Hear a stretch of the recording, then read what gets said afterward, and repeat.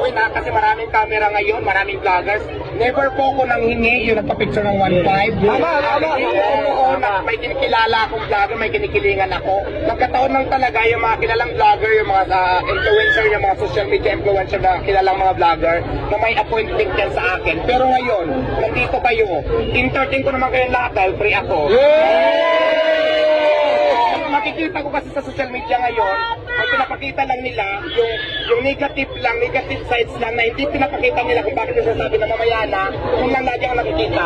So dapat ipapakita niyo yung whole video. Kami na ba nga doon? Yung clips lang na kumakalat nila, ito yung attitude niya. So, ayun kayo eh. So dapat, kung bakit ko ginagawa yun, may full video yun eh, mahaba yun. Pinapakita niyo kasi ngayon, negative sides lang. So wala naman ako pagkalam, gusto lang linawin lahat na hindi totoo yung nangyari ako ng 1.5. Hindi totoo na namimili ako ng vlogger. Hindi naman din tayo maantay. Kasi nakilala niyo ako bilang masipag. Nagtumayo talaga ako sa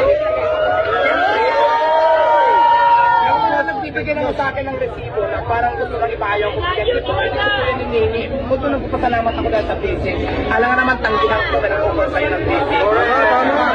So yan, malinaw lang po yan talaga na hindi po tayo ganon. So ngayon kasi may mga vlogger na gustong sarain ako. Gusto talagang hindi ko alam kung magbibigay na sa buhay. Kasalaban lang. Importante dito sinabi ko na to. Hindi ako nang agrabyado yung tao. Lumalaban ako ng patas sa paraan.